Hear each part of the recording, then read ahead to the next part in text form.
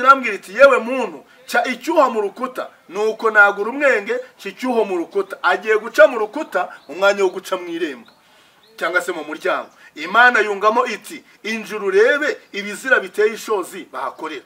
Ninjiye mbona amashusho y'udusimba dukururinda hasi n'ibikoko by'ubwoko bwose bizira n'ibigirwa. Umunsi iryo zuba rizaramukarira ryirabuye, umucyo iryo zuba ryatangaga, urumuri rwatangaga n'iryo zuba rugahagarara, mwese muzakorwa n'isoni kandi mu mware. Babona ko bidahagije, bityo bakongeraho no gukwiza urugomo mu gihugu kugira ngo bandakaze. Irebere nawe uburyo bukabije kunsuzugura. Nanjye nzabarakararira, sinzabitaho kandi sinzabababarira, bazantakambira nyamara sinzabumva. Zuba rizijima, niko ijambo ritubwira, rizijima rireke gutanga urumuri rwayo. Muzerekeza he? Habaye umwijima wakatira he? Habaye umwijima wakwerekeza he? Ngo ababije kunsuzugura, nanjye nzabarakararira, sinzabitaho kandi sinzabababarira, bazantakambira nyamara sinzabumva. Ibi turimo turareba nabyita nk'ibise. Ni imirabyo inkuba ntizirakubita. Inkuba ntizirakubita. Ibi biracyoroshye Imana ikirakarariye abanyamadini. Ibi biracyoroshye Imana ikirakariye. Hari igihe Imana yavuze mu gitabo cy'ibyahishuwe, wowe urareba ibi bibazo biri kubera ku matorero ku madini hano mu gihugu cyacu. No ku isi yose bizahagera, ntabwo ari mu Rwanda gusa. Bizambuka bigere hirya no hino. Amadini yarivangavanze agaragara nka wa mugore wicaye hejuru y'inyamaswa. Rero Imana izajya itegeka izo nyamaswa ziconshomere uyu mugore, zimurye zimuconshomere.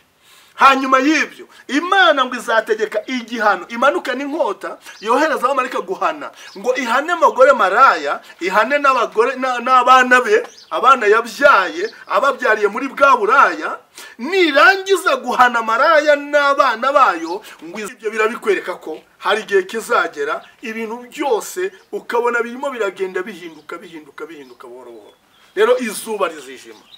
Tureke kwishingikiriza ku izuba ngo kwishingikiriza ku bwenge bw'abantu, ahubwo turebe Imana Data wa twese ariyo duhanga amaso. Mumeze nk'ibibindi biri mu busa, mumeze nk'amadebe yavuyemo amavuta. Idebe ryavuyemo amavuta urarikubita rikavugesha gura nibyo. Hari ikindi, hari ubundi butumwa riri butange se. Nikorera benshi muri misi bameze, ariko Data wo mu ijuru arashaka ko twongera gupfukama tugasenga, tugasaba Mwuka w'Imana akamanuka akayobora. Mwuka w'Imana yari mu bantu bayo. Abanyamadini bahesha igihugu umugisha, ntabwo bazanira umuvumo mu gihugu. Yego. Sibyo? Abasenga bahesha abanyagihugu umugisha, aho kugira ngo abanyagihugu babone umuvumo, aho kugira ngo babone ibyago, bakabona amahoro, bakabona umunezero, igihugu kikarindwa, kikagira umutekano. Ariko abanyamadini kibabaje nibo bagenda bica umutekano w'igihugu. Ngo abantu biki gihe cya none ngo dusigaye twiyemera ngo agakiza kaba mu mutima. Warangiza ukavuga ngo ibi nshobora kubikora ku buryo bw'umubiri, ngo ariko mu mutima wanjye ngo bimeze biti. Ngo mu mutima ngo ari nta kibazo mfite. Ngo ibi ngo nabikora ngo mu buryo ngo ku mubiri ngo nkagaragaza ko ndi muri ibi, ngo ariko no mu mutima nkagaragariza ko Imana ntabwo ikorana n'indyarya. Bivuzeho ko iyo sanduku izagaruka, ubwiza bw'Imana bukagaruka, bugahagarara mu itorero, abantu bakabona ubwiza bw'Imana mu gihugu cy'u Rwanda, abantu bakabona imbaraga z'Imana mu gihugu cy'u Rwanda, abantu bakabona imikorere y'Imana mu gihugu cy'u Rwanda. Ari nta wundi muntu yishigikiye ku ruhande iyo mikorere uretse Nyir'ijuru wenyine. Uzahagarara agashigikira imikorere, akorera mu bimenyetso n'ibitangaza. Uyu munsi turimo turavugisha umunwa, nta bitangaza nta bimenyetso. Niyo mpamvu abantu bamaze gutakaza umwuka w'Imana, ibimenyetso n'ibitangaza byarahagaze. Wagize ngo yabaye itorero rifite umwuka n'ibimenyetso n'ibitangaza, riba rigeze aho rigeze ubu. Wikemura mureke tubibakemure, ikabashyiriraho amategeko abagenga. Sibyo? None niba baratekereje ko burya ibwiza butuma impamvu mutarishyize mu bikorwa nuko mwarinjije, nta bwenge mwari mufite, ntabwo mwari musobanukiye ibyo mwigisha, mwavugaga urukundo mutagira mu mitima yanyu, uwarubahaye ngo murugenderaho ntimwigeze mumwumvira ngo murwubakeho. Murangije rwa rukundo, icyari urukundo rwanyu, murugaragaza urwango, muricana, muramarana. Abanyamadini, abayobozi b'amadini, mwicira abantu mu nsengero mwari muyoboye, abo mwari muyoboye murabishe, amaraso yabo murayamena. Sibyo? Burya rero nigishije ibyo mutari muzi, reka tubashirireho abanyabwenge. Dukura abantu mu rujijo, abanyamadini mwe kwitwaza insengero zifunze. Anariyo mpamvu ndi gukangurira abantu muri iyi minsi nk'uko umwuka w'Imana yabintegetse kubikora, kubabwira ngo mwebwe nimwubaka ubumwe. Niba Zion Temple bayifungiye, mujye muri ADPR musengera aho mugomba kugombye gusengera, bandi mujye muri restoration, mujye mu nsengero zifunguye. Niba mugishaka gusengera mu nsengero zubatswe n'abantu, mujye gusengera hirya no hino. Mureke gukomeza guhagarara mu mwanya aho undi Paulo yabwiye abakorino ngo bamwe baravuga ngo turi aba Kefa, abandi ngo turi aba Apollo, abandi ngo turi aba Paulo. Yarababajije ngo mbese Paulo niwe wabapfiriye, Kefa niwe wabapfiriye, Apollo niwe wabapfiriye? Arababwira ngo Mesiya niwe wabapfiriye kugira ngo yubake itorero rimwe. Haleluya. Ntabwo mwakagombye kuba mukiri mu nzitwazo zo kuvuga ngo itorero ryanyu ryarafunzwe, ngo ni muri bujya guterana. Abandi basubiye mu ngeso mbi, abajya gusambana bari kujya gusambana, abajya n'ukubera ko n'ubundi ibyayahwe iby'Imana ntibyari bibarimo. N'uwo Mesiya mwavugaga ntabwo mwari mumuzi, mwamuvuye yageze kumbwira, arambwira ngo uzabambwirire bankure ku minwa banshyire mu mitima. Iki ni igihe cyo gushyira Mesiya mu mitima yanyu. Iki ni igihe cyo kumwimika bya nyabyo. Iki ni igihe cyo guhagarara kigabo. Yaravuze ngo nimubona ibyo muba bibaye muzararame murebe hehe mu ijuru, niho gutabarwa kwanyu kuzaturuka. Ariko kwitwaza ngo urusengero rwafunze, ngo none ntabwo turi busubire gusenga, ngo ba bishop wacu ukavuga ngo ngewe na ruwa bishop runaka, ngo ntabwo nzajya kwa bishop runaka. Kana ko muri amashami nyakuri nuko mwese mwihanganirana, buri shami rikihanganira rigenzi ryaryo. Niba Zion Temple ishami, restoration kabishami, Adventist kabishami, ni gute restoration bayifungira abasengeraga muri restoration bakavuga ngo turi yicarira twicecekera? Niba wemera ko Zion Temple ari ishami, ukemera ko ADPR ari ishami, ni gute wo mu rusengero rwa ADPR bazarufunga ukasanga hirya no hino wabuza aho usengera, ugahitamo kuvuga ngo ndahitamo kwiyicarira rero jewe ntabwo nzajya muri Zion kuko tutavuga rumwe? Uzima mu mutavuga rumwe, mwarabeshe mwese, ntabwo muri amashami y'igiti kimwe. Bamwe ni ibisambo, bamwe ni ibisambo. Ibintu byabaye kuri Pentecost, kuri wa munsi wa 50 tusoma muri Bibiliya, abigishwa bateranye ngo ari mu gitondo nka 3:00. Iki gihe mu gitegereze kizongera kigaruke. Amadivandisi yacise ngo ni gihe cy'imvura yitumba, izongera kugwa, imvura y'urushosho. Iyo mvura niyagwa uwizanyagira wese, haleluya, amen, azakira uwo mwuka muri we. Sibyo? Amazi y'ubugingo atangira atembere mu nda ye. Abantu bazatangira babirebe hirya no hino babibone. Abiringiraga ko bari mu gakiza babone ibintu byahindutse. Umubiri wa Mesiya ugizwe n'ingingo nyinshi. Zion Temple ikemera nk'urutoki, ADPR ikemera ko ari ijisho, restoration ikaba ugutwi, abadivandiste bakaba wenda ururimi, irindi torero rikaba ukuguru, abandi bakaba umusatsi, abandi bakaba iryinyo, undi akaba umunwa, undi akaba izuru rihumurirwa, undi akaba urundi rugingo, undi akaba urundi rugingo, ariko bose bagize umubiri umwe. Rero niba ukuboko kuri kurwanya ukuguru, birakwereka ko izo ngingo zombi zitagize umubiri umwe. Niyo mpamvu barwanye bazanye amakimbirane. Leta iti mukora imiryango ibahuza, mujye murakemura ibibazo byanyu. Bashizeho imiryango, ngizo zarike, ngiyo ya miryango ihagarariye aba Protestant bose, ngiyo Katolike kwayo, ngiyo indi miryango runaka. Ujya wumva imiryango ya za CPRC n'umujya mu gihugu. Leta ibonye byananiranye byose, ikubita uriya muryango witwa RGB. Ni RGB? Yego.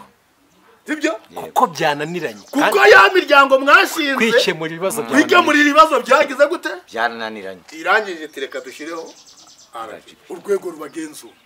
Ababaye kwicyubahiro cyayo bakiyatse bakagihereza umuntu. Ubwo ndimo ndasubiza hano bavugaga ngo umwuka w'Imana yasohokanye nande? Usabwa Imana. Icyo gihe hari muri ADPR. Ariko hano ubu butumwa reka mbivuge muri rusange ko umwuka w'Imana ahubwo yavuye mu cyitwa itorero cyose, cya idini, katukoresha idini, cya amadini yose. Yego. Umwuka w'Imana ntagikorera muri ayo madini kumugaragaro, kuko biragaragara ko umwuka bawuheje bakimika za nzandiko na za mpapuro twavugaga.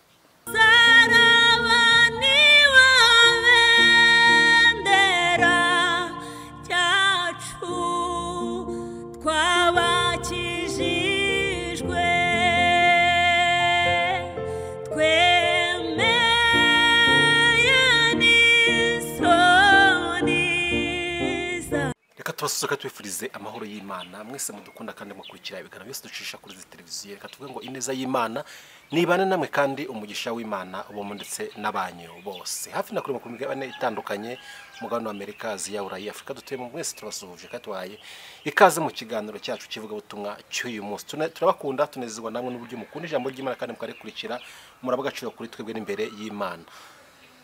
Nk'ibisanzwe turi kumwe n'umukozi w'Imana twabasezeranye ko tuzakora igice cya kabiri akatugezaho ubutumwa Imana yamuhaye. Imana yamuhamagaye ari muri Islam, imuhera y'ubutumwa agomba gutambutsa, arongera avaye abo mukristo, naho Imana ikomeje kumutuma kandi n'uyu munsi ikomeje kumutuma ku bantu batandukanye kandi ikomeje kumukoresha imirimo itandukanye kandi imirimo y'ubutwari. Rero tugiye kubana muri kano kanya, rero reka nongere mwakire nanone. Turakwakiriye mu izina rya Yesu.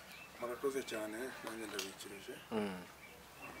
Meze neza? Ndamahoro, ndashimira umwami wanjye. Imana ishimwe cyane. Twishimiye kongera kubana nawe kandi none tugusabe usuza baduteza amatwi muri kano kanya. Bavandimwe bose baduteza amatwi bari gukurikirana izi channel, mbasuhuje mu izina ry'umwami wacu Yeshua Mesaya. Mugire amahoro y'Imana umuremyi w'ijuru n'isi. Amen. Komeze mugubwe neza, umwuka wa Yahwe ukomezwe muri mwe. Amen. Amen. Imana iguhe umugisha kubwo kwemera none tukongera tukabana muri kano kanya. Busuje twasoje utangiye kuduha message cyangwa se ubutumwa Imana yagiye igwa. Turi kwibaza ikibazo kivuga ngo ese umwuka wera ubona azongera gakora mbere mu itorero? Ndumva aho twasobekeye. Reka naho duhera dukomeze, ariko mbere uko dukomeza urabaza usenga Imana dukomeze tugana tugeza n'ubutumwa.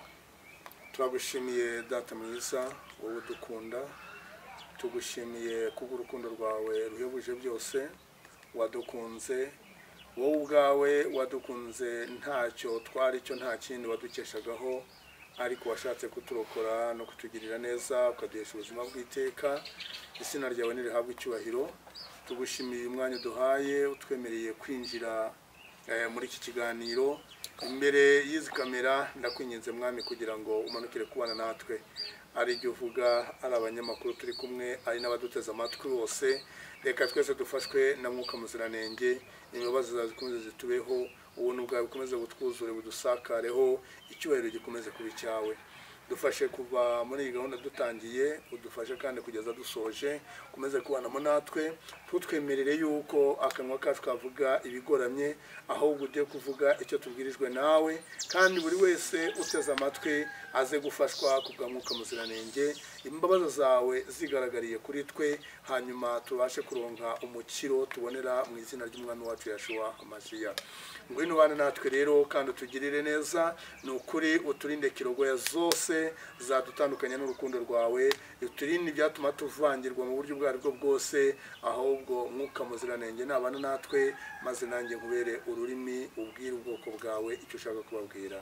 Urakoze kubw'ineza n'imbabazi tubonera muri Yeshua Mesaya, mu izina rye ryera. Amen. Amen. Amen. Yego, twari turi kwibaza uyu munsi kugira gukora umurimo w'Imana ugomba hari amashuri ugomba kuba warize, hari ubumenyi ugomba kuba ufite, hari amadiplome, hari amasertifika ugomba kuba ufite, nk'uko byagiye bigaragazwa kenshi. Ariko mu gihe cyambere dusubije amaso inyuma, hakuraga umuhamagaro ku muntu, akimva umuhamagaro akagenda atagiye guhembwa ahubwo agiye gukorera Imana. Ese umwuka wera iyo umurebye umuntu uzakora nka mbere nk'uko byari bikwiriye, ugende no ku butumwa Imana yaguhaye? Murakoze cyane. Ngira ngo nkuko twabiganiriye kandi nuko nkomeje kugenda mbitangaza mu butumwa nagiye mpabwa, nemeza ko ntashidikanya ko umwuka w'Imana uzongera gukora. N'uyu munsi urakora mu bantu babishaka ukabakoreramo, ariko ntabwo umwuka w'Imana mu by'ukuri uri gukorera neza mu bantu benshi kuko byakagombye kuba bimeze. Ni ukuvuga ngo niba abantu bahagarariye wenda itsinda runaka, bakora ababyita ngo ni amatorero, amadini, abayahagarariye bakagombye kuba ari ba bantu bayoborwa n'umwuka w'Imana. Bayoborwa n'umwuka w'Imana, umwuka w'Imana akaba muri bo, umwuka w'Imana agakorera muri bo, sibyo? tubona ko iyo abantu babaga bafite ikibazo mbere barapfukamaga bagasenga bagasaba Imana kugira ngo ikemure ikibazo kiri mu itorero, sibyo? Ariko uyu munsi abantu benshi ntabwo bashaka gupfukama ngo basenge ibibazo byari mu itorero ryabo bishobore gukemurwa n'itorero. Bagiye kenshi biyamaza inzego z'umutekano, bagiye biyambaza inzego zitakagombye kuba zakwinjira mu by'itorero, sibyo? Ubibona henshi uretse no mu Rwanda, tubibona no ku isi yose. Abanyamadini barivanze. Imana yigeze kuvuga ubutumwa ibwira Hoseya ngo abwire itorero rya abwire umuryango wa Efurayimu. Aravuga ngo Efurayimu yivanze n'andi moko, Efurayimu yivanze n'amahanga, Efurayimu yameze imvi z'urutaruta, ngo Efurayimu yabaye nk'umutsima udahinduwe uhiye uruhande rumwe. No kuvuga iki? Nuvuga ngo Imana yari itegereje isanga umuryango wa Isirayeli wari umaze gutandukira, bataciringiye imbaraga n'ubushobozi bya Yahwe Imana ya Isirayeli, ahubwo batangira kwiringira abanyamahanga, biringira imbaraga z'abanyamahanga. Niyo mpamvu yageze aho ngaho muri ubwo banuzi bwa Hoseya, iyo somye uhere mu gice cya 8 ugasoma igice cya 9 urasoma ukabona ngo Imana ibabajwe n'uburyo Abisirayeli bagiye bishingikiriza ngo imbaraga zo muri Ashuri, abandi ndetse bakishingikiriza imbaraga z'abanyegiputa. Urumva, bakiringira izo mbaraga zose. Nuvuga ngo baretse kwiringira imbaraga zishobora byose, biringira imbaraga z'abantu. Umugaragu w'Imana Sawuli cyangwa se Paulo yaranditse nawe aravuga ngo ariko se mwa abantu b'Imana mwe, koko mu itorero ry'Imana nta banyabwenge barimo kugeza ku rwego mugirana amakimbirane mu itorero mukiyambaza abapagani. Nukuvuga ngo nawe byari bimubabaje kubera yuko yabonaga ko abantu bavuga ko bateranira hamwe basengera hamwe bakagombye kuba biyambaza Imana, bagasenga bagasaba kugira ngo Imana ikemure ibibazo, ariko asanga ntabwo basenga ngo Imana ikemure ibibazo, ahubwo bo ubwabo baragenda bakaburana bakarwana, bamara kuburana bakajya kwitabaza abanyamahanga.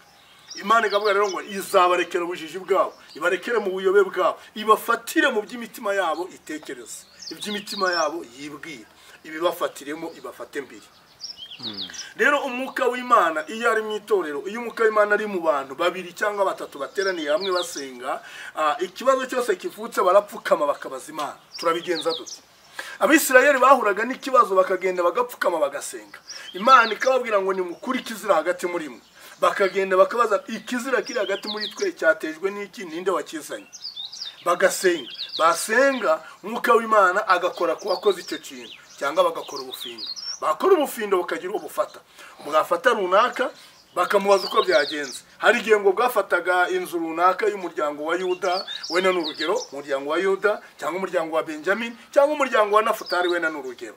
Babwira kuri uwo muryango bakavuga bati noneho ko bifashe uyu muryango se, mwongere mufate uwo muryango wose muwushire hamwe. Ubufindo bakongera bakabukora, bugafata inzu ya runaka. Inzu ya runaka bwayifata bakoti ubwo ko inzu ya runaka irimo abantu benshi, batumwongere mufate iyo nzu ya runaka muyishire hamwe, bakongera bagakora ubufindo, bikagera ku rwego rw'urugo rwa runaka.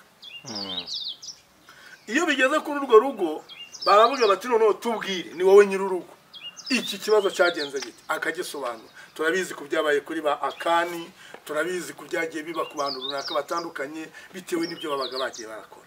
Rero umwuka w'Imana, umwuka wa Yahwe ukorera muri twe, ugendera muri twe, utwemeza neza yuko ikibazo cyose kivutse tuba tugomba kubaza umwuka w'Imana, tukabaza turabigenza dute, ni byiza cyangwa ni bibi, ko hariho dukeneye wenda umuyobozi uyobora departement runaka, turabigenza dute? Mugapfukama mugasenga. Nimusoma itorero rya Paulo nako uriya Kefa Petero asenga, bamba mu byakozwe n'intumwa baburana kubyerekeranye n'amafunguro yo kurya ngo abapfakazi b'abanyamahanga bafatwaga nabi n'abanya-Isirayeli bakabasuzugura cyane. Noneho bigera ku rwego Petero avuga ati rero reka mbagira inama, mutora abagabo 6 hagati muri bo. Barabatora, barangije kubatora barabasengera. Bamaze kubasengera barababwira ati abangaba tumutoye bazajya babafasha, babagaburire, babaye ibyo kurya, babafashe muri buri kimwe cyose, naho twebweho turakomeza twamamaza ubutumwa bwiza. Kuko bari bavuze ngo ntabwo dukwiriye guhagarika ubutumwa bwiza ngo tujye kugabura ibyo kurya, ariko uyu munsi usanga muri ibyo mwita amatorero mwebwe muri ibyo mwita amatorero uhagarariye umuyobozi w'itorero hejuru niwe univanga mu byo kugaburira abantu ibyo kurya, niwe urajya gukemura ibibazo by'abashonji, niwe urakemura ibibazo byo kuvuga ngo abarwayi ngo bameze biki, niwe urajya arivanga muri buri kimwe cyose.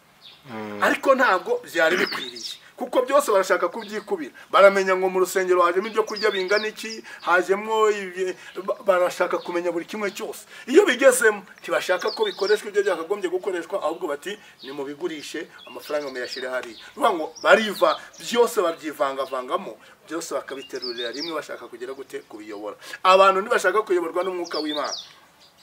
Igihe kimwe Petero nawe ageze amaze kwicaza abantu bari mu gusenga, yarababwiye ati bagabo bene data rero, icyo gihe umwami wacu yaramaze gusubira mu ijuru, kandi aho bari baherereye mu cyumba barimo barasengaga kugira ngo basabe umwuka w'Imana abayobore. Ariko barangije bigira inama, baravuga bati twebwe turi kuburamo umuntu umwe, twari 12 ariko twabuzemo umwe. Baravuga ngo mu byakozwe no mu gice cya mbere uhereye ku murongo wa 12, ntabwo bigeze bavuga ngo reka duhite dutora umuntu duhite dufata uyu, ahubwo baravuze ngo muri babandi bagendanaga natwe igihe umwami wacu yari akiriho. Urumva, muri babandi bagendanaga natwe igihe umwami wacu yari akiriho, mureke dufatemo umuntu umwe ajye mu mwanya wande wa Yuda, sibyo wamaze gutandukana natwe. Arangije aravuga ati rero ubwo tugiye gusaba muri abo ngabo nimubaza n'amazina yabo, nimurangiza muyashiranga, niturangiza tubasengera. Imana imenye ibitamenyekana, ikamenya iri mu mitima y'aba bantu, niyo iri butoranyemo ukwiriye gutoranya. Yego. Igihe rero uzabona yuko ubuyobozi bw'itorero bwayobowe n'umuntu bashizeho aturutse ahandi, kabone nubwo yabavuye muri mwe, ariko akanomwa agashirwaho n'abarunaka, timukabeshye ngo n'umwuka w'Imana wamutoranije. Ntabwo ari umwuka w'Imana watoranije, ahubwo nimwe mwatoranije, n'umuntu watoranije. Umuntu ku giti cye wabikoze cyangwa agakorana n'inama runaka, bati mureke dushireho runaka, niwe utari bubangamira inyungu zacu. Turukujyana. Yego. Ntabwo babemeye ko umwuka w'Imana aba ari uhaguruka kugira ngo aba ari uhagarara atoranye. Ijambo riratubwira ngo nuko bazana abantu babiri, umwe ni Yosefu witwaga Barisaba, wari warahimbwe Yusito, undi ni Matiyasi, ngo basenga bagira bati Nyagasani wowe uzi imitima y'abantu bose, erekana muri aba bambi uwo watoranije kugira ngo abo abe intumwa ya Mesiya mu cyimbo cya Yuda, kandi afata umurimo Yuda yataye akajya ahamukwiye. Ngo barafinda, maze ubufindo bwerekana Matiyasi abarwa hamwe n'intumwa 10 ubwo se 10 na zingahe? Ebyiri. Urumva barasenze basaba Imana. Ariko muri iyi minsi kuki abantu badashaka gusenga? Nuvuga ngo data wo mu ijuru arahamagarira aba bantu bavuga yuko bari mu itorero rya Mesiya, bari umubiri umwe na Mesiya, abo ngabo bavuga yuko bamukorera, abo ngabo bavuga ko basenga Imana yo mu ijuru, barahamagarirwa gushira hamwe, barangiza bagasenga, bagasaba Imana gukemura buri kimwe cyose mu bibazo bafite. Ntabwo ibibazo bizakemurwa n'imbaraga za muntu, ntabwo ibibazo bizakemurwa n'ubwenge bw'umuntu yize hanze, oya, kuko Paulo we yanavuze ngo ubwenge bw'isi Imana yarabusuzuguje ibutesha agaciro. Suko budafite umumaro, ubwenge bw'isi araho bugarigiye bugakora. Ariko mu bijyanye n'ijambo ry'Imana, mu bijyanye na mwuka w'Imana, habamo ko umwuka w'Imana ari uyobora agakoresha abantu be, akabaha ubwenge bw'ijuru apana ubwenge bw'isi. Ntabwo ari ubwenge butangirwa, ubu bwenge bwa mwuka w'Imana atanga ntabwo ari ubwenge n'icyemezo gitangwa bakagiguheramo urupapuro bagateraho amakashi, oya, ahubwo umwuka w'Imana niwe ugusiga akemeza ko yagutoranije. Urumva, ubu bufindo bwarakozwe bwerekana Matiyasi. Ikindi gihe abigishwa bari gusenga nyuma ya ba Stefano, nyuma y'icyo gihe habayeho ikintu bita hashize iminsi mike Paulo atoranijwe, uwo bita Sawuli amaze gutoranywa, amaze kwemera kuyoboka umwami wacu. Icyabaye niki? Bari barimo barasenga mu gusenga kwabo biba ngombwa yuko umwuka w'Imana amanuka. Umwuka w'Imana amaze kumanuka, arangije aravuga ngo nibatoranye abagabo babiri Barinaba na Sawuli ngo kugira ngo bajye gukora umurimo Imana yashatse ko bakora. Cyarabaye.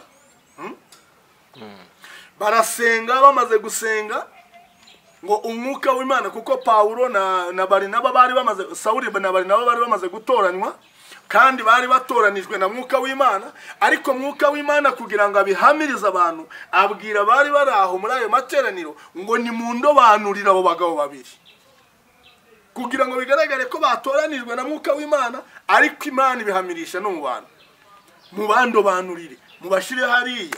Barangije ngo barabasengera, babaramburiraho ibiganza, barabasabira, barangije kubasabira barabarekura bati ngaho nimugende mujye gukora umurimo Imana yashatse ko mujye gukora. Ibyo byose birakwereka yuko harimo umuhamagaro. Yashua Mesaya ubwe agiye gutoranya intumwa 12 mu bigishwa benshi yari afite, ashatse gutoranyamo 12. Ijambo rirambwira ngo yarazamutse arara hejuru ku musozi ararasenga, ngo ararasenga, bigejeje mu gitondo aramanuka, ageze muri ba bigishwa be benshi yari afite atoranyamo 12. No kuvuga ngo yasenze asaba Imana kugira ngo imufashe kumenya abazakora uwo murimo.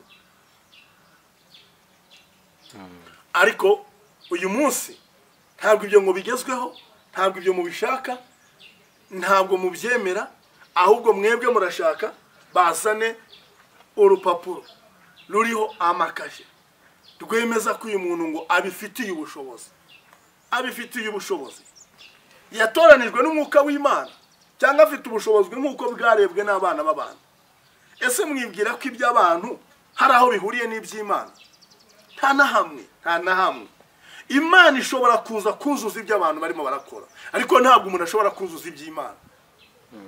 Imana yo yakuzuza ibyawe, ariko wowe ntushobora kuzuza iby'Imana. Ni ukuvuga ngo Imana iyo ikujurije ibyo ishaka ikagusaba kuzuza ibyayo, niyo ikwereka inzira unyuramo, bityo rero Imana iba yiyujurije ibyayo igukoresheje.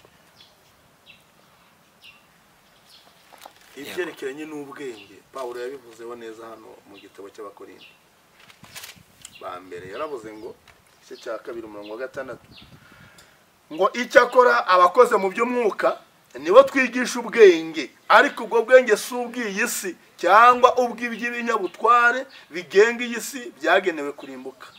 Ubwenge tubabwira bwo n'ubw'Imana, n'ibanga ryahishwa abantu kuva kera kose, Imana ikabugenera kuduhesha ikuzo. Nta numwe muri bya binyabutware bigenga iyi si wamenye ubwo bwenge, kuko iyo baza kubumenya ntibyari kubamba umwami wabwo nyirikuzo. Ahubwo nk'uko ibyanditswe bivuga ngo iby'ijisho ritigeze rireba cyangwa ugutwi ngo kubyumve, ibintu umuntu atigeze anatekereza, Imana yayiteguye, yabiteguriye abayikunda. Ibyo Imana yabiduhishuriye ikoresheje umwuka wayo. Urumva? Imana ibihishura ikoresheje umwuka wayo, ntabwo ikoresha ubwenge abantu bize mu mashuri. Bene data, ntabwo ari byo. Ntabwo ikoresha ubwenge abantu bize mu mashuri. Niyo mpamvu yavuze ngo yabihishuriye abantu ikoresheje umwuka wayo, ngo burya umwuka w'Imana agenzura byose ndetse n'amayobera y'Imana. Ninde wamenya ibyo umuntu atekereza uretse umutima w'umuntu nyine?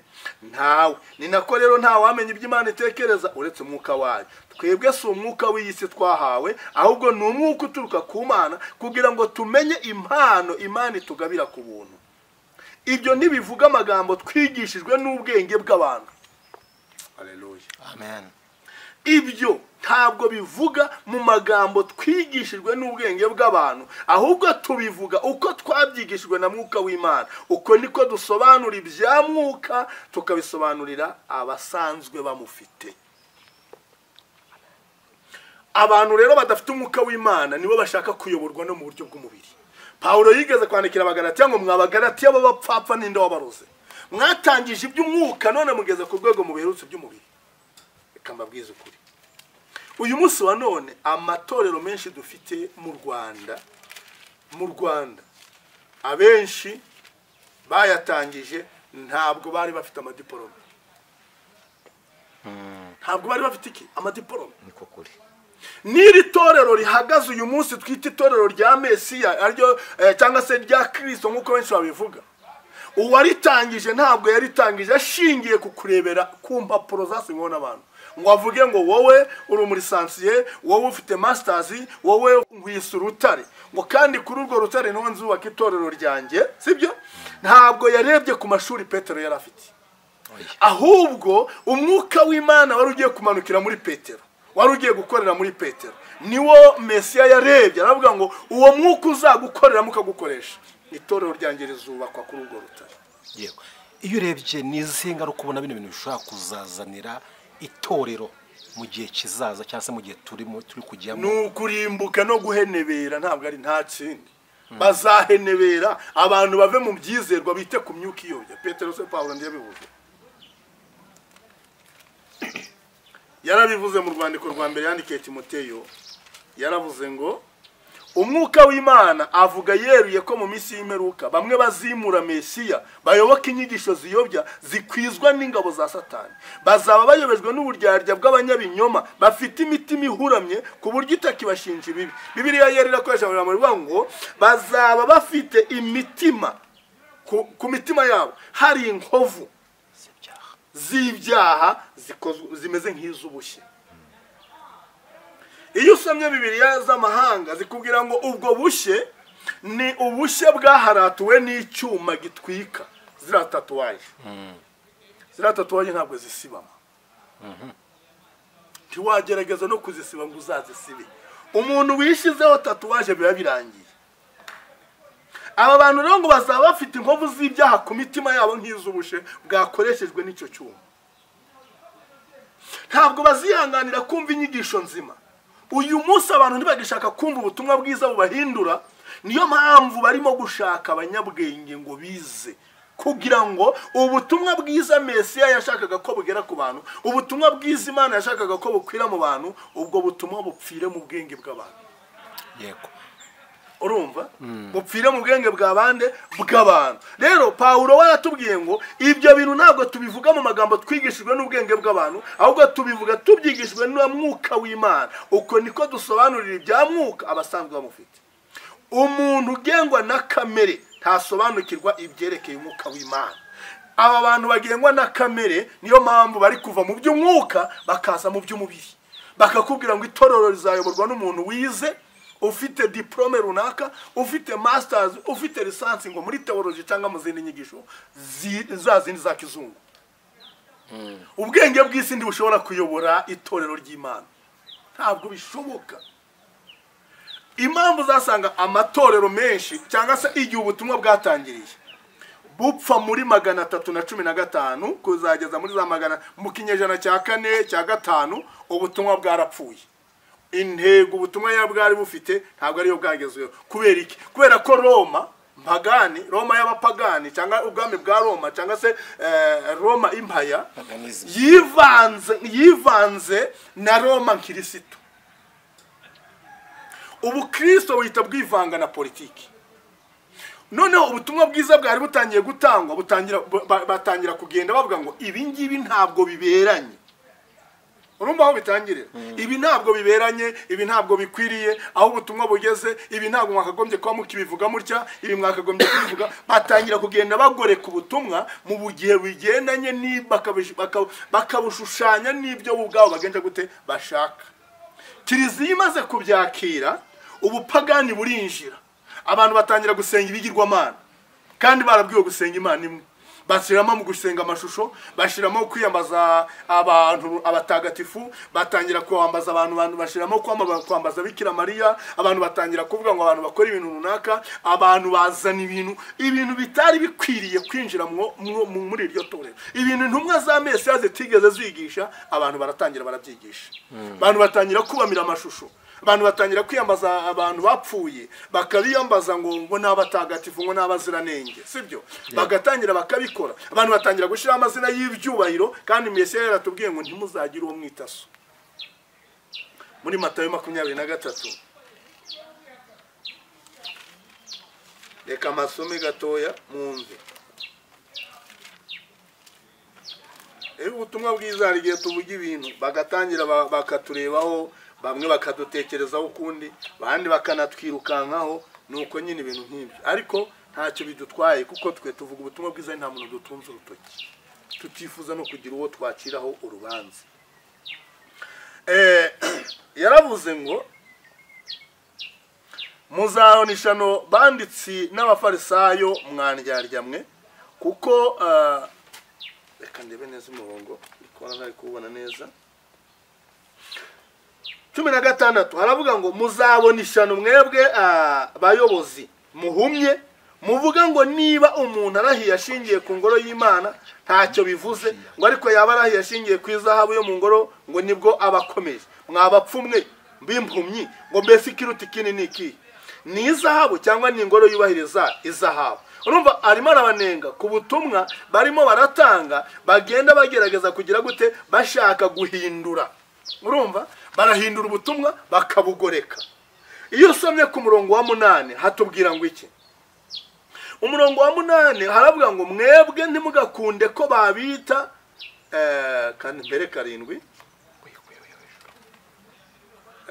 reka dusome duhereye hano ngo nyuma y'ibyo ngo Yesu abwira imbaga y'abantu hamwe n'abigishwa bati abigisha amategeko n'abafarisayo n'abasimbuye nibo basimbuye Musa mu gusobanura amategeko. Nuko rero ntimukabure gukora ibyo bababwira byose nyamara muzirinde gukora ibyo bakora kuko ibyo bavuga atari byo bakora.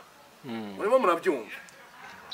Bahambirira abantu imitwaro iremereye bakayibashyira ku ntugu nyamara bo bakaba batakwemera kuyikozaho n'urutoki. Byose babikorera kwibonekeza, nicyo gituma bakunda kongera udufuka batwaramo udupapuro tw'ibyanditswe kandi bagahinura inshunda z'amakanzu yabo bakazigira ndende. Bakunda ibyicaro by'imbere aho batumiwe. Urumva?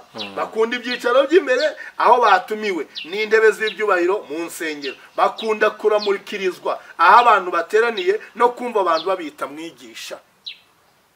Urumva aba bantu uko bateye ni nabyo biri gukorwa muri iyi minsi, ni nako byari bihagaze no mu gihe cyashize. Abantu bakunda amazina y'ibyubahiro, umuntu ati ndi bishop ndi apotre ndi prophete, abantu ntibagishaka kwitwa uko bari barashaka amazina y'ibyo kugira ngo abantu bose bajye baravuga oh prophete komera oh apostle bishop nibiki reverend yes ayo mazina yose. Noneho bavuga ngo mwebwe ndimugakunde ko babita mwigisha. Cyo ni icyambere. Mwebweho ntimugakunde ko babita mwigisha kuko umwigisha abanye ari umwe gusa naho mwebwe mwese mukaba muri abavandimwe.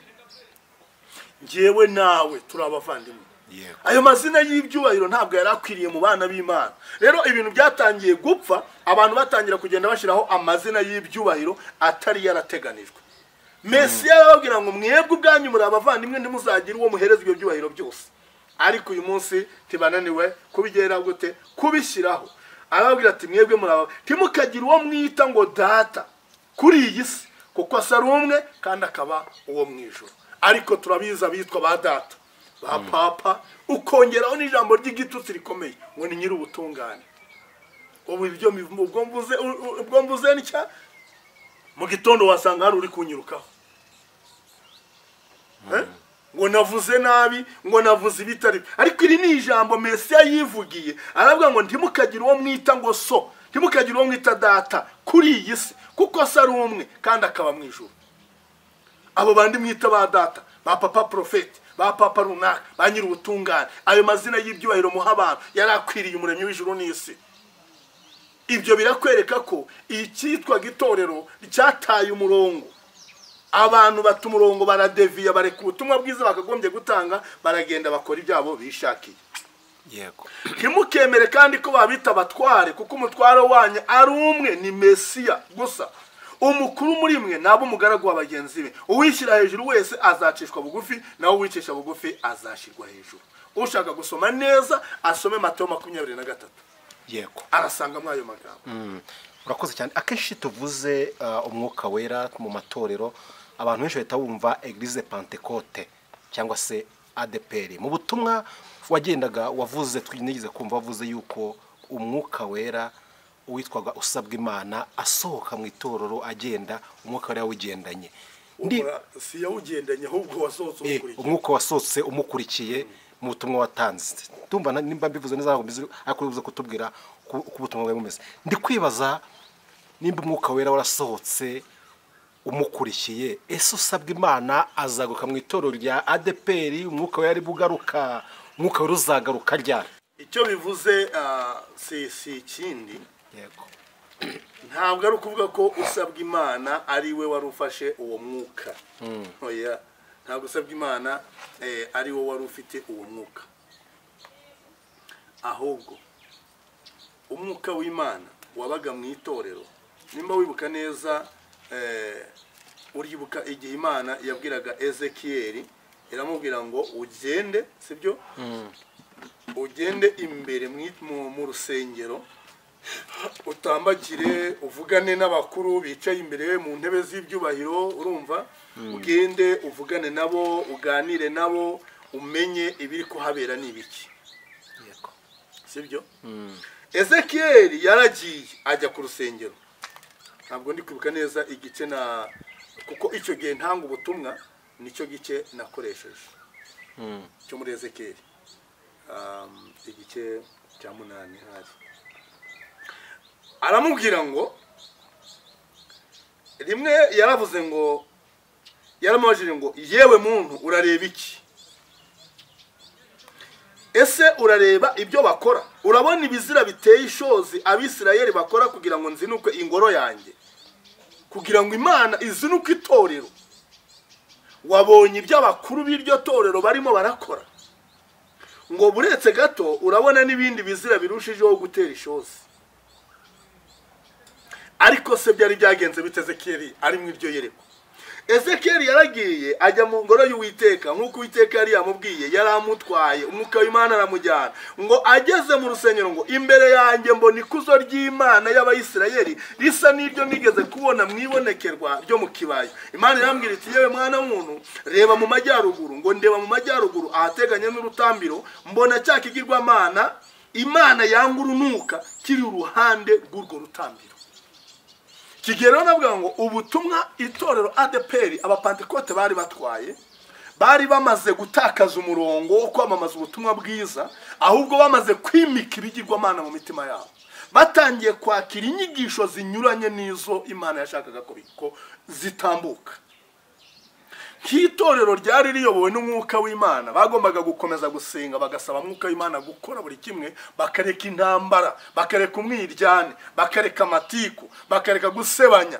bakareka n'ibindi byo amakimbirane yaboneka mu itorero bagapfukama bagasenga karindwi Imana injyana ku irembo ry'urugo ngo ndebye mbona umwenge mu rukuta Imana irambwira iti yewe muntu cha icyuha mu rukuta nuko nagura umwenge cy'icyuho mu rukuta agiye guca mu rukuta umwanya wo guca mu irembo cyangwa se mu muryango Imana yungamo iti injuru rebe ibizira biteye ishozi bahakorera ninjiye mbona amashusho y'udusimba dukururinda hasi n'ibikoko by'ubwoko bwose bizira n'ibigirwamana byose by'Abisirayeli byari bishushanyije ku nzu imbere yabyo hari hahagaze abakuru 70 b'imiryango y'Abisirayeli na Yazani ya mwene Shafani ahagararanye nabo buri wese yari afite icyotezo mu ntoki umwotsi w'imibavu ugatumbagira nk'igihu Imana irambaza iti yewe muntu wabonye ibyo abakuru b'imiryango ya Isirayeli bakorera mu mwijima urumva ngo buri wese yiherereye mu cyumba cyeguriwe ikigirwamana cye baribwira bati uhoraho ntatwitayeho yatereranye iki gihugu Imana yungamo iti uretse urabona n'ibindi bizira bakora birushijeho gutera ishozi nuko njyana ku muryango w'ingoro y'uhoraho ahagana mu majyaruguru ahari hicaye abagore baririraga ibigirwamana Tamuzi Imana irambwira iti yewe muntu ese warebye uretse urabona n'ibindi bizira birushijeho gutera ishozi iyo abantu bageze igihe cyo gushima cyo kwamamaza ibintu bidakwiye sibyo ukiyamamariza wenda umuntu runaka ukavuga umuntu akaba ari kuruta gushima Imana ugashima umuyobozi wawe uguhagarariye mu itorero kuruta uko wakagombye guha Imana icyubahiro kandi usibye no mu itorero ubundi umuntu wese nibyo abakwiriye icyubahiro bakwiriye kugihabwa ariko nta muntu ukwiriye guhabwa icyubahiro kiri hejuru y'iki Imana muri ijuru n'isi uko umuntu yaba ameze kose uko yaba ari kose icyubahiro gikwiriye guharirwa nyirijuru wenyine noneho rero ababo baramyaga Tamuzi bakayiramya bashima Tamuzi, bavuga neza Tamuzi, bakorera Tamuzi, barata Tamuzi, baramya Tamuzi, ibisingizo byose babihereza Tamuzi. Imana iramaza ngo wabirebye neza irababaye ko icyubahiro cyayo bakiyatse bakagihereza umuntu. Ubwo ndimo ndasubiza hano bavugaga ngo umwuka w'Imana yasohokanye nande usabwa Imana. Icyo gihe hari muri ADPR. Ariko hano ubu butumwa reka mbivuge muri rusange ko umwuka w'Imana ahubwo yavuye mu cyitwa itorero cyose cya idini, katukoresha idini, cya amadini yose. Yego, umwuka w'Imana ntagikorera muri ayo madini ku mugaragaro, kuko biragaragara ko umwuka bawuheje bakimika za nzandiko na za mpapuro twavugaga. Ariko Pawulo yari yarigeze avuga ngo mbese murashaka ko tuzana inzandiko zanditswe n'abantu zo kutwogeza? None iyo umuntu wakubwiye ngo urajya kuyobora itorero ari uko werekanye urwandiko, nuko urwo rwandiko nuko kukogeza, ufite amashuri, warize, waraminuje, uri umunyabwenge, ariko ubwo bwenge bwawe reka twikomereze. Noneho ngo wabibonye ngo anjyana mu rugo rw'ingoro y'Uhoraho ku muryango wayo hagati y'ibaraza n'urutambiro hari abantu 25. Abo bantu bari bateye umugongo ingoro y'Uhoraho bareba iburasirazuba, baramya izuba rirashe. Icyo gihe nari mfite ubutumwa bubabwira ngo umunsi iryo zuba rizaramuka ryirabuye, umucyo iryo zuba ryatangaga, urumuri rwatangaga n'iryo zuba rugahagarara, mwese muzakorwa n'isoni kandi mu mware.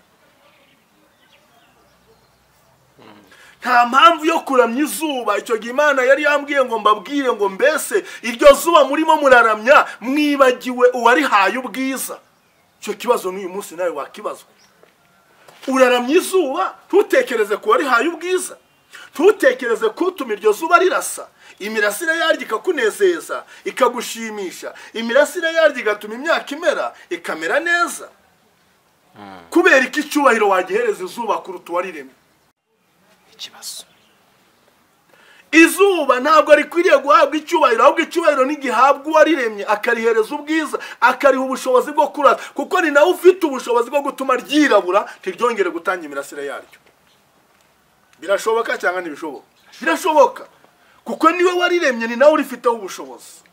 Kubera iki izuba rizijima? Niko ijambo ritubwira, rizijima rireke gutanga urumuri rwaryo. Muzerekeza he? Habaye umwijima wakatira he? Habaye umwijima wakwerekeza he? Ngo abantu barasitara, niko umwami wacu yavuze, ngo abagenda mu mwijima barasitara, ariko bagenda hari umucyo, abo bo bagenda neza bisanzuye nta kibazo. Izuba rizijima rero, nukomeza kuramya izuba, nukomeza gusenga izuba, nukomeza kureba izuba, ukumva ko ubeshejweho n'izuba, icyubahiro cyawe ugikesha izuba, ubwiza bwawe bukesha izuba, umuhamagaro wawe ukesha izuba, uburyo bwawe bwose ubayemo ukaba ubukesha izuba, iryo zuba umunsi ryijimye uzakorwa n'isoni kandi uzamwara. Rero icyo gihe Yahweh yaravugaga ngo iryo zuba n'abarisenga n'abariramya mwese muzikubita hasi murambarare, mukorwe n'isoni mu mware musebe. Abantu ntibagombaga kuramya izuba. N'uyu munsi abantu ntibagomba kuramya izuba. Muri make nta muntu wemerewe kuramya ikiremwa asize umuremyi. Hanyuma arangije aravuga ati bararamya izuba rirashe. Imana irambwira iti yewe muntu, ese warebye nyamara ibizira abayuda bakorera aha hantu babona ko bidahagije, bityo bakongeraho no gukwiza urugomo mu gihugu kugira ngo bandakaze. Irebere nawe uburyo bukabije kunsuzugura. Nanjye nzabarakararira, sinzabitaho kandi sinzabababarira, bazantakambira nyamara sinzabumva. Rero igihe uyu Ezekiyeli yaragiye mu rusengero hariya, niho nahereye mvuga ngo we yinjiye ngo ahura n'ikuzo ry'Imana risohoka mu rusengero. Kubera ko ikuzo rya Yahweh ntabwo rishobora kwemera kuribangikanya n'ibigirwamana Tamuzi, izuba, abagore bacinya inzogera baririmba, abatambyi bafashe ibyotero barimo barosereza za Bayali, Tamuzi ndetse n'izuba. Ntabwo Yahweh ashobora kubyemera. Rero igihe cyose itorero, icyitwa itorero, abibe bitwa amadini n'amashami bahagarariye bose, igihe bataremera kuyoborwa n'umwuka w'Imana bakagendera ku bitekerezo by'abantu bakagendera kuko Bibiliya yaravuze ngo narabamenye inyigisho uburyo mu nsenga aya magambo n'umuhanuzi Yesaya yavuze ngo ubu bwoko bunsengera ubusa ngo kuko nibyo bigaragara ko bansenga n'inyigisho bigisha n'amategeko y'abantu ndatunye kundi batira urugo rero niba abantu baretse kwigisha amategeko y'Imana bakareka kwigisha inyigisho ziva mu ijuru ku Mana Data ugafata inyigisho z'abantu akaba arizo wigisha ntabwo ibyo bintu Imana ishobora kubyihanganira igihe kiragera ikarakara ikavuga ngo murakabije kunsuzugura nanjye nzabarakararira sinzabitaho kandi sinzabababarira bazantakambira nyamara sinzabumva ibi turimo turareba nabyita nk'ibise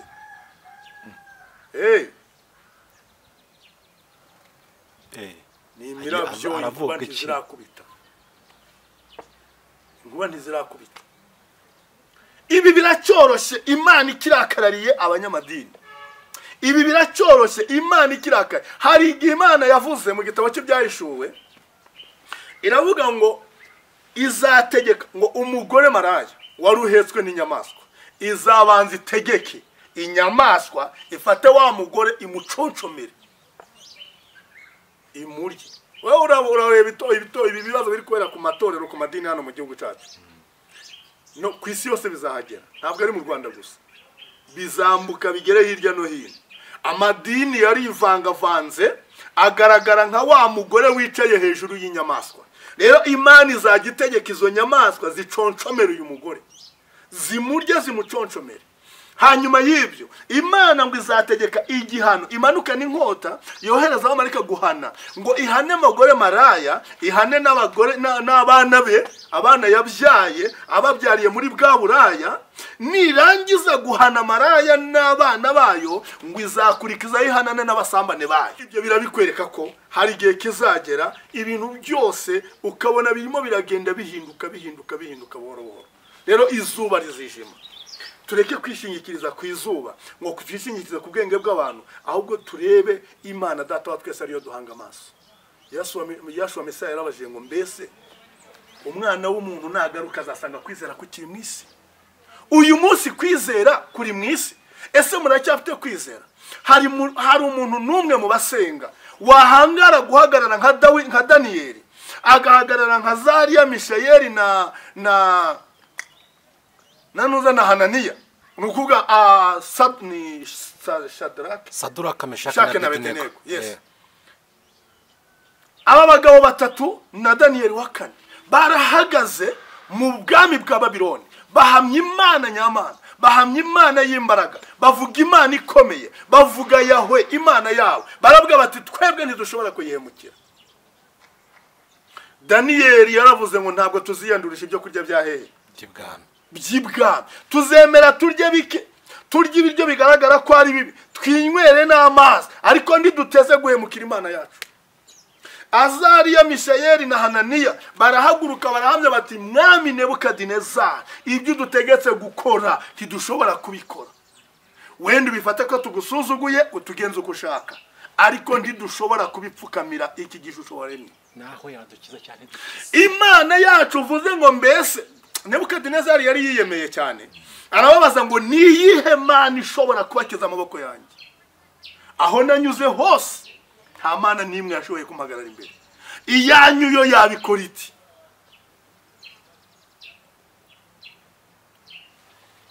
kandi koko abayoboke ba Nebukadinezari baturutse mu bihugu bitandukanye bose bari bamaze kubarara harya ngo abantu biki gihe cya none ngo dusigaye twiyemera ngo agakiza kaba mu mutima warangiza ukavuga ngo ibi nshobora kubikora ku buryo bw'umubiri ngo ariko mu mutima wanjye ngo bimeze bite ngo mu mutima ngo ari nta kibazo mfite ngo ibi ngo nabikora ngo mu buryo ngo ku mubiri ngo nkagaragaza ko ndi muri ibi ngo ariko no mu mutima nkagaragariza ko Imana ntabwo ikorana n'indyarya yego urumva ntabwo Imana ikorana n'indyarya uyu mugabo Azariya Mishayeli na Hananiya cyangwa Saduraka Meshaki na Abednego nk'uko benshi babita iyo babishaka bari kubwira Nebukadinezari batereka tugende tubikore barangiza bakavuga mu mutima bati twebwe turaramya Yahwe nta kibazo ariko reka twamira ishusho ese abari kubabona ku ruhande bose bari kuzongera kujya kubabwiriza ubutumwa bwa Yahwe bari kujyayo Wow. bari kugerayo se bakavuga ngo bari kubabwira bati ko namwe twababonye muramya Imana twaramyaga none iyo Yahwe muri kutubwira se ubwo murayikunda uwo Yahwe wanyu muramukunda niba ukunda Imana Yashuwa Mesaya yavuze ngo uzatinya kumpamiriza imbere y'abantu nanjye nzatinya kumpamya imbere ya data n'abamarayika be yaratubwiye ngo ahangaha ibi ndabibabwiye kugira ngo mu isi mugire umubabaro ariko nimuhumure nanesheje isi ntabwo tubereyeho kugira ngo duseke gusa twishime tubyine senywe cyangwa rufunzwe ngo aka ni akarengane ntabwo twari twinjira mu karengane ntabwo turinjira mu karengane ubundi ikintu wagombye kucita kagagombye kuba akarengane ari uko bavuze bati ntitugishaka ko musenga ariko ibi ni ibihano Imana iri gutanga iri guha abayobozi b'amadini abanyamadini kuko biraye urumva bariraye bariyemera abi Yerusalemu birataga urusengero ruri Yerusalemu bakavuga ngo ntabwo Imana yakwemera ku rusengero rwayo rusenywa Imana irategeka bararusenya irabwira ngo nzabakuraho amaboko kugera no ku rwego n'inzu yanjye iraha nzayikuraho amaboko nayo igasenywa n'abanyababiloni iya kabiri isenywa n'abantu b'abaromani nabo bayishira hasi ibi rero icyo Imana ishaka kubabwira ni iki irashaka kubabwira ngo wowe nanjye nitwe ngoro y'Imana nitwe rusengero ni wowe rusengero ninjye rusengero wowe ugomba kumenya ngo nubwo iyo nyubako yaba idahari wowe uriho ni wowe rusengero rw'Imana aha niho havuga ngo usenya urusengero rw'Imana nawe Imana izamutsemba ntabwo ari inyubako y'amatafari oya ntabwo ari inyubako y'amatafari oya ntabwo ari inyubako y'amatafari abantu bashobora kubyitiranya ukegenda ukicara ngo ubwo basenye rwa rusengero bakarushira hasi Imana irabatsemba ubwo Imana igiye kubatsemba no Imana ikeneye urusengero rwawe ni wowe ngoro yayo ni wowe buturo bw'Imana Imana ituye muri wowe iravuga ngo nzamanuka nture muri mwe mumbera abantu banjye nanjye mbabera Imana wowe rero uri ubuturo bw'Imana ninjye buturo bw'Imana ninjye rusengero rw'Imana kandi ntawansenye ntawambujije gusenga nasengera mu rugo nasengera aho nge ndi kugenda mu nzira ndasenga ubu abantu benshi hari abantu batazi ko uri kugenda mu muhanda ushobora gusenga waramye Imana erega tugomba kumenya neza tukanasobanukirwa amagambo umwami wacu yavuze dukura abantu mu rujijo abanyamadini mwe kwitwaza insengero zifunze anariyo mpamvu ndi gukangurira abantu muri iyi minsi nk'uko umwuka w'Imana yabintegetse kubikora kubabwira ngo mwebwe nimwubaka ubumwe niba Zayoni Temple bayifungiye mujye muri ADPR musengeraho mugombye gusengera bandi mujye muri restoration mujye mu nsengero zifunguye niba mugishaka gusengera mu nsengero zubatswe n'abantu mujye gusengera hirya no hino mureke gukomeza guhagarara mu mwanya aho undi Paulo yabwiye abakorino ngo bamwe baravuga ngo turi aba Kefa abandi ngo turi aba Apollo abandi ngo turi aba Paulo yarababajije ngo mbese Paulo niwe wabapfiriye Kefa niwe wabapfiriye Apollo niwe wabapfiriye arababwira ngo Mesiya niwe wabapfiriye kugira ngo yubake itorero rimwe haleluya ntabwo mwakagombye kuba mukiri mu nzitwaza zo kuvuga ngo itorero ryanyu ryarafunzwe ngo ntimuri bujya guterana abandi nabo basubiye mu ngeso mbi abajya gusambana bari kujya gusambana abajya n'ukubera ko n'ubundi ibyayahwe iby'Imana ntibyari bibarimo n'uwo Mesiya mwavugaga ntabwo mwari mumuzi mwamuvugaga mutamuzi niyo mpamvu yayigeze kumbwira arambwira ngo uzabambwirire bankure ku minwa banshyire mu mitima iki ni igihe cyo gushyira Mesiya mu mitima yanyu iki ni igihe cyo kumwimika bya nyabyo iki ni igihe cyo guhagarara kigabo yaravuze ngo nimubona ibyo muba bibaye muzararame murebe hehe mu ijuru niho gutabarwa kwanyu kuzaturuka ariko kwitwaza ngo urusengero rwafunze ngo none ntabwo turi busubire gusenga ngo ba bishop wacu ukavuga ngo ngewe na ruwa bishop runaka ngo ntabwo nzajya kwa bishop runaka icyo gihe wubatse ku muntu ntabwo wubatse kuri Mesiya niba wubatse kuri Mesiya menya iki ni wowe rusengero rw'Imana nta wakubuza gusenga nta wakubuza guterana teranira aho bafunguye niba urw'iwanyu rufunze wikomeza kuzana ikibazo ngo ngewe ndi umu ADPR se niyo yagupfiriye ADPR niyo Mesiya se umubiri wa Mesiya ugizwe n'ingingo nyinshi aka kantu nongere kabahugureho umubiri wa Mesiya ugizwe n'ingingo nyinshi n'ingingo nyinshi Zayoni Temple n'urugingo ADPR n'urugingo restoration n'urugingo abadivandise n'urugingo Gatolika n'urugingo ahubwo murapfiki murapfiki ikigaragara rero nuko hari ingingo zagiye ziyomeka izo ngingo ziyometse nizo zirwanya ingingo z'umubiri hari amashami y'ingurukira niyo arwanya amashami y'umwimerere. amahagi Ayo mahagi yaje akiteraho niyo arwanya amashami y'umwimerere, noneho akaba ibisambo bikurura cyane kurusha amashami ashamitse ku giti, ugatuma ishami ritera imbuto ko ryari rikwiye kuryera. Niyo mpamvu ibisambo bigomba gukurwaho buhoro buhoro buhoro buhoro buhoro buhoro. ntabwo bishobora kuba ari igiti kikanga amashami ari kukimeraho. Igiti ntigishobora kwanga amashami, oya, kigashaka kuba cyonyine, ntibibaho.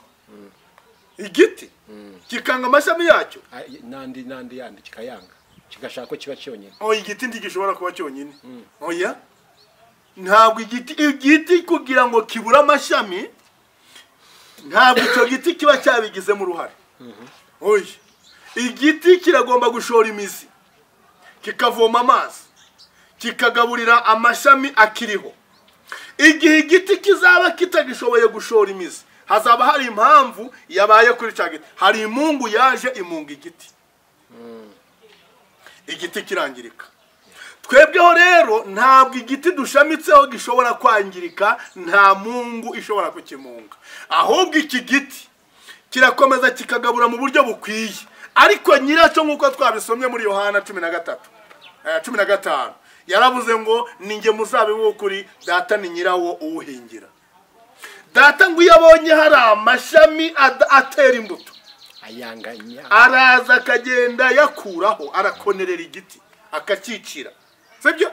Iyo yacyiciye rero ntabwo ari uko igiti cyanze amashami, ahubwo nyiri igiti arashaka ko igiti kigira amashami mazima, amashami meza, arasigara ameze neza, akavoma amakakama, akamashami akabyibuha, akera imbuto nyinshi. Yashua Mesaya aravuga ngo rero nimukundane nk'uko nanjye nabakunze, sibyo?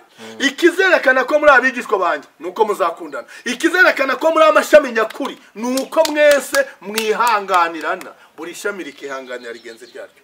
Niba za unity muri ishami, restoration kabishami, Adventist kabishami, ni gute restoration bayifungira? Abasengeraga muri restoration bakavuga ngo turiyicarira twicecekera. Niba wemera ko za unity ari ishami, ukemera ko ADPR ari ishami, ni gute wo mu rusengero rwa ADPR bazarufunga, ukasanga hirya no hino wabuza aho usengera, ugahitamo kuvuga ngo ndahitamo kwiyicarira rero jewe ntabwo nzajya muri za unity kuko tutavuga rumwe. Uzi impamvu mutavuga rumwe? Mwarabeshe mwese, ntabwo muri amashami y'igiti kimwe.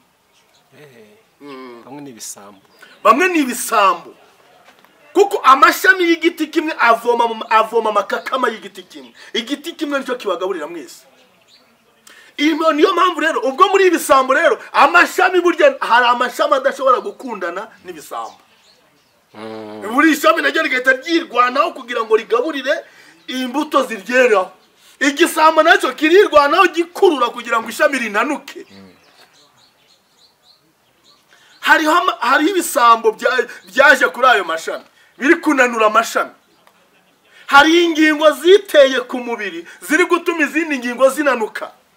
Ijisho ryagombye kureba neza rigatangira rigahuma kuko ryarinjiriwe.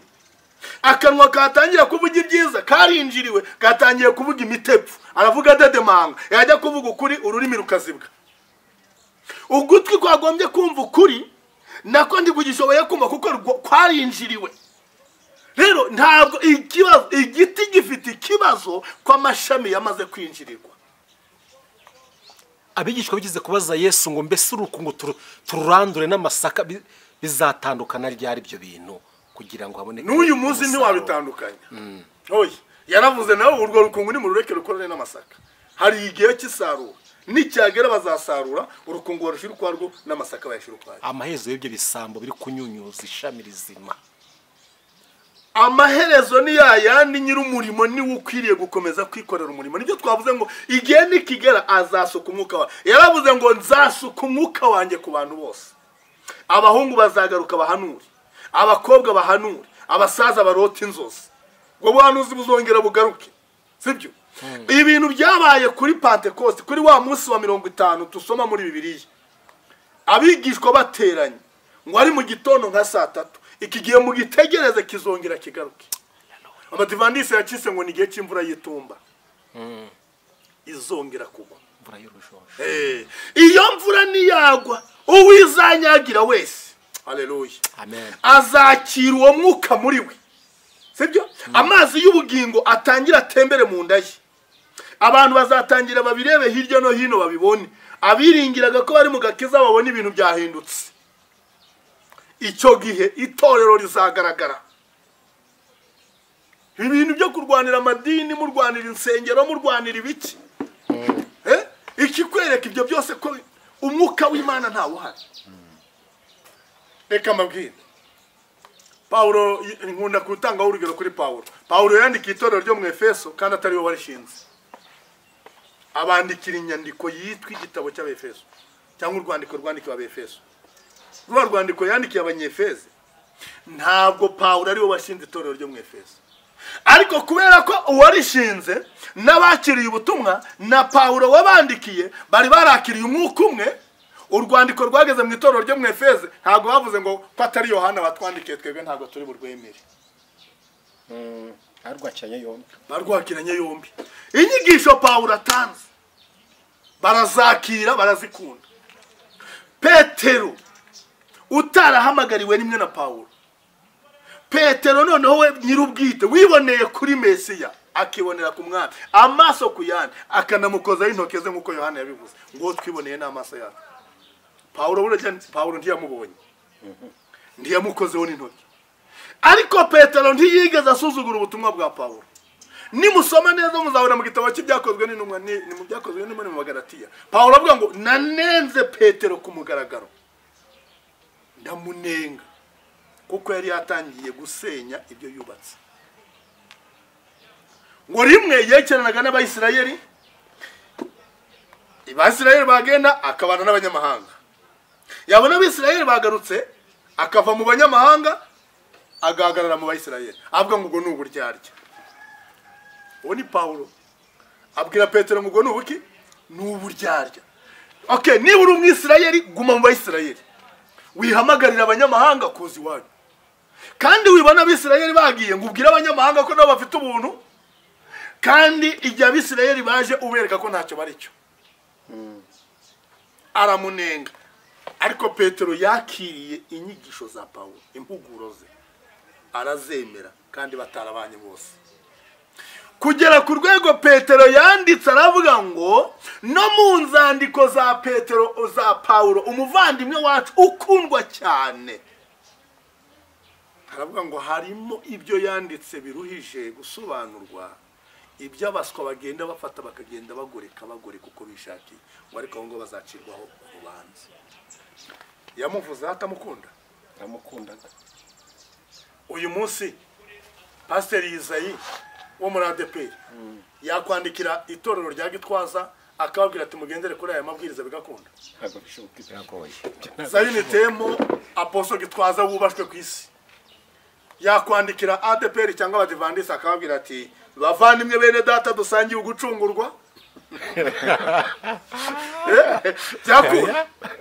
Ntabwo bishoboka. Uyu munsi ntibishoboka. Abadivandisi se bazafata indwandiko bandikira aba ADP, bandikira Sayini Temo, bandikira Restoration, bandikira aba Protestant, izo nzandiko zizasoma?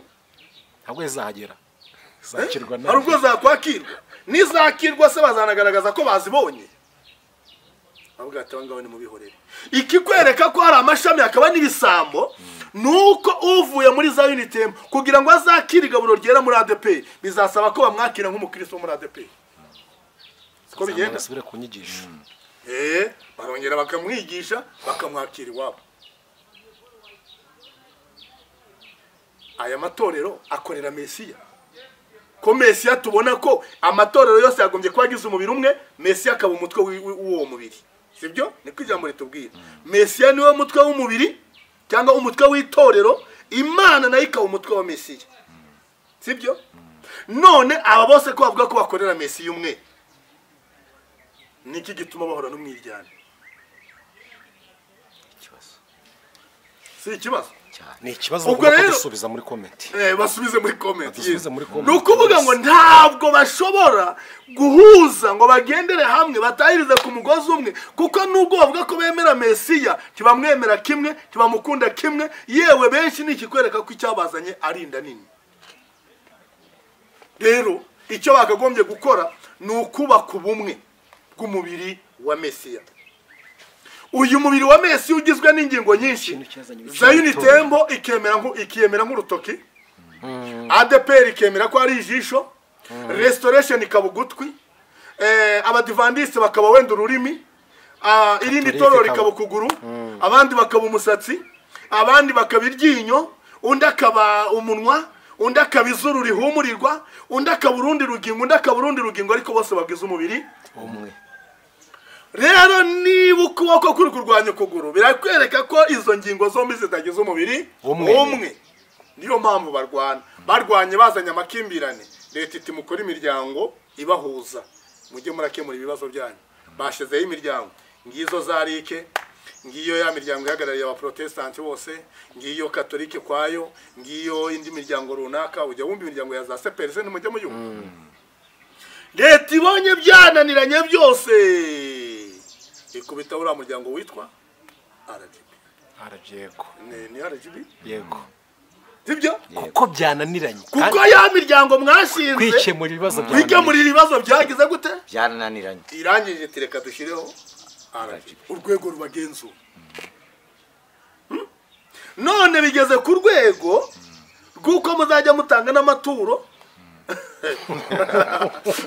Urimo urumva ikibazo ni iki? Nuko mwananiwe gukemura ikibazo. Uwari umutware wanyu mwaramwimuye, muramwanga ko abayobora ngo abereke gahunda mugenderaho. Rero inkoni y'Imana nta yindi. Imana ikoresha abantu, iri guhana ikoresha abantu. Urwego rwa RGB ni mu ishara mu kumango rwashize amategeko, rwashize haya rushira haya. Ubwo nyine ni inkoni y'Imana, gutega ibitugo. None ni ukwemera abanyamadini mugakubitwa, mukagenda ku murongo, kuko ntimwigeze mwumvira umwigisha mukuru, ntimwigeze mwumvira umwami wanyu. Jya mbigarukaho cyane nkavuga ngo leta ifite ukuri kuri uru ruhande rw'ibyo iri gukora. Urumva? Kubera ko abanyamadini bakoze ibibi byinshi muri iki gihugu cy'u Rwanda. Abanyamadini bakoze ibibi byinshi. Nawe rero uyu munsi ntiwabona Restoration yagiranye ikibazo na ADPR, cyangwa ubone muri ADPR batangiye kugirana amakimbirane, batangiye gushwana, ngo ubone muri za Zion Temple intambara zavutse. Uri leta ngo nurangiza urebe uzi byabaye. Twigira ku kahise, ntabwo wabaceceka, ntabwo wabarebera. Uhita uvuga uti ibi bintu bikomeje bitya ejo bishobora kuduta aho twavuye kera. Sibyo? Yego. Ukavuga utereka rero tubanyuremo hagati. Dukemura ibibazo byayo. Byabananiye kubikemura, mureke tubibakemure. Ikabashyiriraho amategeko abagenga. Sibyo? None niba baratekereje ko burya ibwiza butuma impamvu mutarishize mu bikorwa nuko mwarinjije. Nta bwenge mwari mufite, ntabwo mwari musobanukira ibyo mwigisha. Mwavugaga urukundo mutagira mu mitima yanyu, uwarubahaye ngo murugenderaho ntimwigeze mumwumvira ngo murwubakeho. Murangije rwa rukundo, icyari urukundo rwanyu, murugaragaza urwango, muricana, muramarana. Abanyamadini, abayobozi b'amadini, mwicira abantu mu nsengero mwari muyoboye, abo mwari muyoboye murabishe, amaraso yabo murayamena. Sibyo? Burya rero mwigishije ibyo mutari muzi, reka tubashirireho abanyabwenge. None se sibyo? Babashirireho abanyabwenge. Muri make ntimwigeze mwemera umuhamagaro w'Imana, kuko Imana irabahamagara ikabaha mwuka wayo kugira ngo abari ubayobora. Kandi buriya nkubwira ukuri, aho mwuka w'Imana ahagaze, umunyabwenge wize ufite ziriya mpapuro zatewe amakashi ntashobora kugira ijambo na rimwe avuga. Aho mwuka w'Imana ahagaze ntabwo bishoboka rwose. Kanguhe agasitori ka Bibiliya turi mu gusoza wenda. Dusoza cyane rwose. Sibyo? Ako mbere yo kuduha ako gasitori utararenga aho hantu gatoya. Iyo dusomye Bibiliya twere tubona isanduku y'isezerano muri Isirayeli yigize kunyagwa. Dushingiye ku byo tubwiye uyu munsi, isanduku abanyamadini baranyagishije ari bwabo. Mwuka w'Imana yagiye se. Mwuka w'Imana yaragiye, ntabwo bemeye ko Mwuka w'Imana akomeza gutura. Ntabwo tuvuga ko yanyezwe, kuko barayijugunye, barayitaye. Hari ibyiringiro ko iyo sanduka none izongera ikagaruka. Yego, twabivuzeho ko iyo sanduka izagaruka. ubwiza bw'Imana bukagaruka Hallelujah. bugahagarara mu itorero, abantu bakabona ubwiza bw'Imana mu gihugu cy'u Rwanda, abantu bakabona imbaraga z'Imana mu gihugu cy'u Rwanda, abantu bakabona imikorere y'Imana mu gihugu cy'u Rwanda, ari nta wundi muntu uyishigikiye ku ruhande iyo mikorere uretse Nyirijuru wenyine. Uzahagarara agashigikira imikorere akorera mu bimenyetso n'ibitangaza. Uyu munsi turimo turavugisha umunwa, nta bitangaza nta bimenyetso. Niyo mpamvu abantu bamaze gutakaza umwuka w'Imana, ibimenyetso n'ibitangaza byarahagaze. Wagize ngo yabaye itorero rifite umwuka n'ibimenyetso n'ibitangaza, riba rigeze aho rigeze ubu. Twera agatekerezo twisoreze. Petero barapfukamye barasenga bararira Imana ngo tugarurira abantu bacu barimo baragenda, ngo dore amahanga yahagurukiye kurwanya uwo wasize. Petero ijuru rirabyumva, ryohereza marayika muri gereza. Paulo na Sila basengera muri gereza, baririmbira muri gereza. Marayika w'Imana uteza imitingito aba yamanutse, akubita inzu umugeri. Inzu yose igira iki? Inzu yikanze, marayika w'Imana iranyeganyeza, umugabo aravuga ati karabaye. Iminyururu yari mu magabo iracika, ibyari bibafunze byose byafungishijwe imbaraga z'abantu bikurwaho. Sibyo? Yego. Umugabo akangutse abonye imiryango ifunguye ati bacitse bagiye. Ateruye inkota agiye kwitera Paulo ati have twese turacyari hano kuko umwuka w'Imana hari. Haleluya. Umwuka w'Imana yarahari ari gukora ibimenyetso n'ibitangaza. Yagendanaga nabo, akorana nabo ibimenyetso n'ibitangaza. Abo bantu bavuga ko babwiriza ubutumwa bwiza uyu munsi batakaje umwuka w'Imana, ubwiza bw'Imana bwabavuyemo. Isanduku y'Imana iragenda igiye, basigara biyumva ngo turacyari kumwe n'Imana, kumbe Imana nayo yabataye, yabateye umugongo. Baracyafite ibyanditswe gusa ngo baragendera muri Bibiliya ngo turasoma Bibiliya, nabyo mutemera. Icyanditswe kivuga ibi, namwe mukavuga ibi. Ariko ibaza abantu bavuga ko bayoborwa n'umwuka w'Imana, ni gute wahabwa amabwirizwa bavuga ngo itorero ryawe rigomba kuyoboka ari icyo rikagenda ari usenga uri nyiri itorero? Kuki amatorero mwayafashe nk'amakoperative? Itorero ry'Imana warigira kampani yawe. Amabwiriza agenga amakampani rero mureke ayobora aba bantu, kuko ndibakeyorwa n'umwuka w'Imana. Nari ngiye gutanga story nkurikije ibyo twari turimo turavuga ngo aho umwuka w'Imana hagaze ubwenge bwa muntu buburi ijambo. Urimo arabyumva?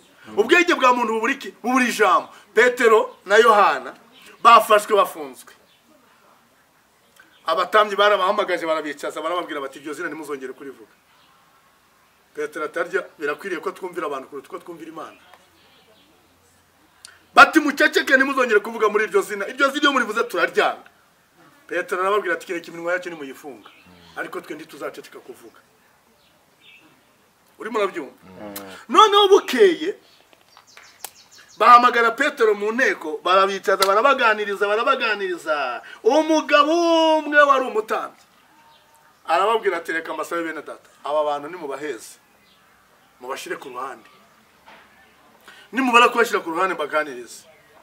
Babashira ku ruhande, arangiza arabaganiriza. Aba bagabo murabazi?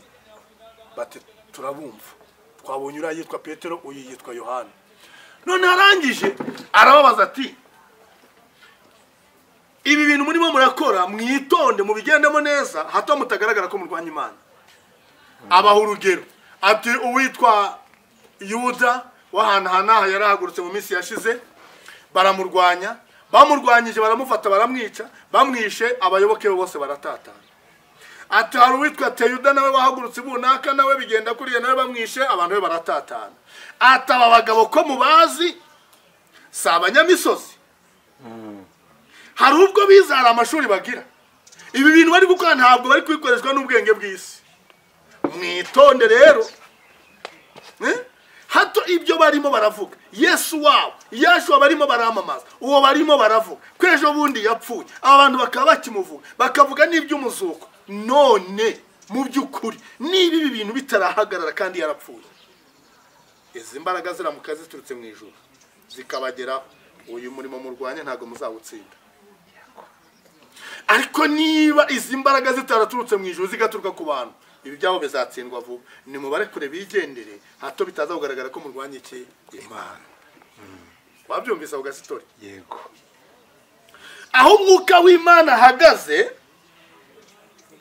abanyabwenge baraceceka n'abami n'abatware bagaceceka. Urumva? Pawulo ahagaze imbere y'umwami, ahagaze imbere y'abari abami barimo abitwaga ngo niba ari ba Festo n'abande sindi kwibuka amazina yabo, ariko ahagaze imbere yabo yaravuze aravuga. Umwe muri abo bagabo bari bamuhagaze imbere abaza Petero ati, Petero nako Pawulo ati, noneho urasaze? Ati haciye gake kugira ngo unyemeze ibyerekeranye n'idini yawe. Umva abanyabwenge, umva abatware bahagaze imbere y'aho umwuka w'Imana ahagaze, aho imbaraga z'Imana zihagaze, baca bugufi bagatuza, kuko babonye ufite umwuka w'Imana, bakubonye mu imbaraga z'Imana.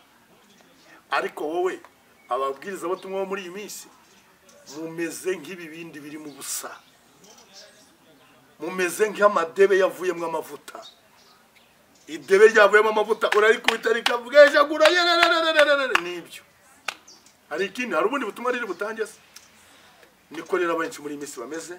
Ariko Data wo mu ijuru arashaka ko twongera gupfukama tugasenga, tugasaba umwuka w'Imana akamanuka akayobora.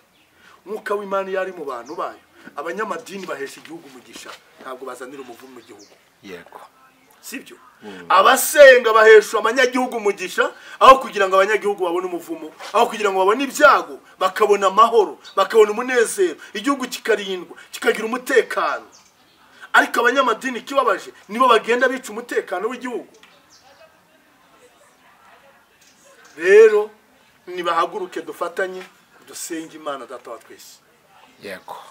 Dusenge, kuko ibindi turi kubona byose, ibyo byose birimo biraba, ibintu byose birimo biragaruka kuri aba bantu, ni ukubera ko aribo byatangiriyeho ubwabo, nibo ba nyirabayazana birimo biraba.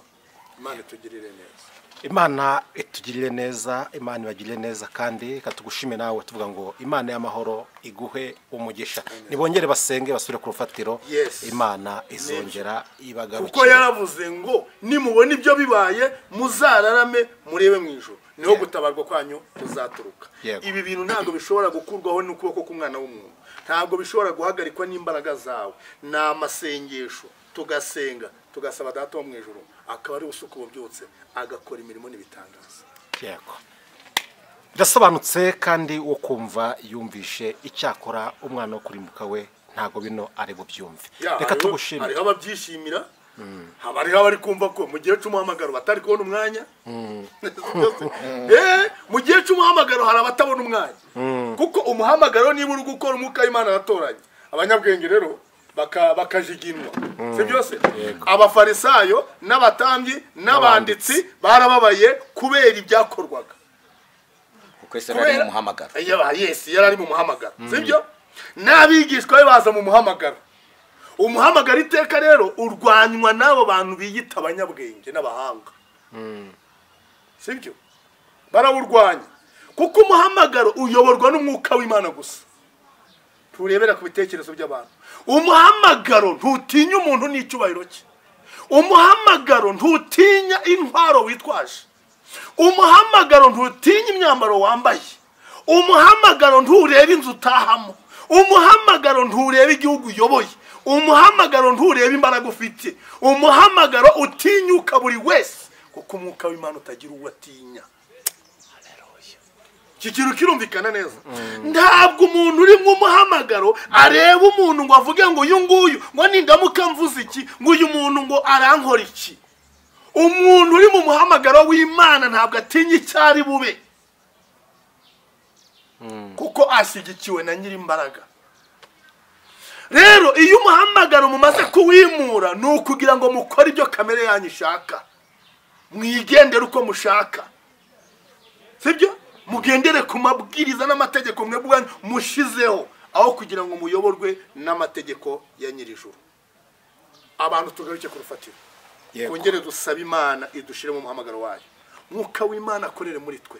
Tugendere mu mwuka, tubwirize mu mwuka, dukorere mu mwuka. N'ubu uhagaze uri mu mwuka, ntabwo uzatinyuje gusanga kubaza ngo ibyo uhagazemo ni ibiki.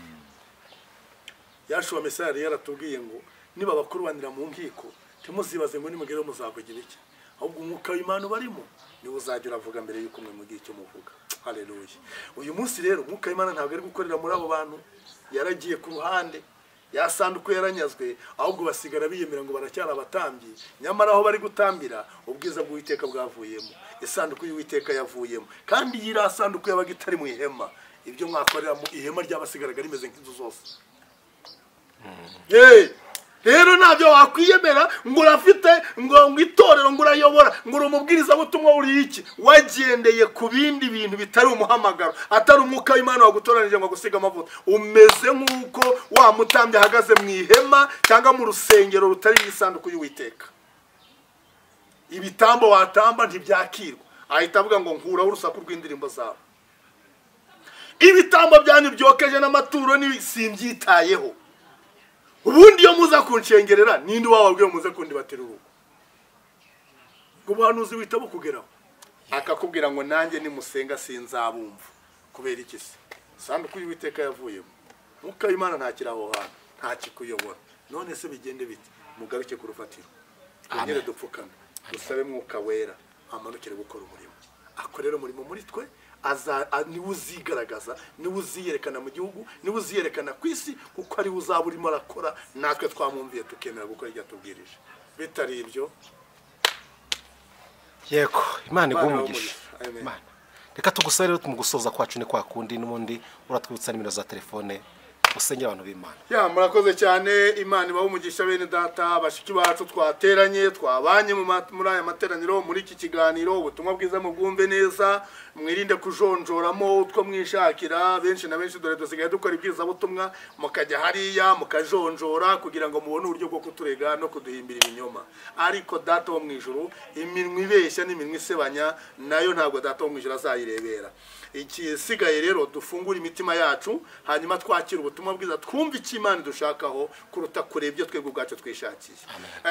Ndabashimiye rero mwese twabanye.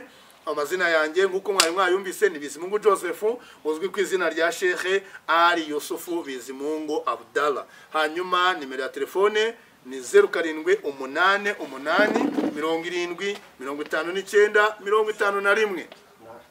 59 51 0788 70 59 aho ni kuri MTN.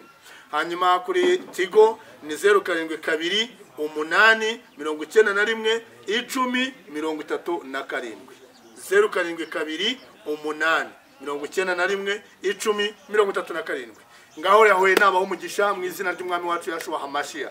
Reka dusenge, ingo zanyu zigubwe neza, imigisha isakare mu ngo zanyu, imitima yanyu yahayifungure, amatwi yanyu yumve neza ntabi bihuri, kandi ururimi rwanyu rwagukire kwamamaza ubwami bwa data no kubwira abantu ko ubwami bw'Imana buri hafi, kugira ngo abantu bashobore kwihana ibyaha. Maso yacu ntaba yo kureba gusa ngo bitume tudasobanukirwa, tutasohorezwaho n'aya magambo ngo aba bantu bafite imitima ariko ntibatekereza, bafite amatwi ariko ntibumva, bafite amaso ariko ntibabona. Mwirinde kubwo buhanuzi budusoreraho, ahubwo dushobore kubona kuko Imana yaduhaye ku mwuka wayo. Mungureho zahabu yatunganirijwe mu ruganda muba batunzi, mugure umuti wo gusiga ku maso yanyu kugira ngo mubashe kubona, mugure n'imyambaro yo kwambika ubwambure bwanyu kugira ngo butagaragara. Imana nibaho umugisha. Reka dusenge. Data mu izina ry'umwami wacu Yashua Mesaya, turagushimiye kuko wabanye natwe, turagushimiye ko watugiriye neza, turagushimiye ko wadushigikiye. Mwuka wawe nagere mu mitima yacu twese no mu ngo zacu, adushoboze gusobanukirwa no kumenya no guhagarara neza no kwakira ubushake bwawe kuri twe,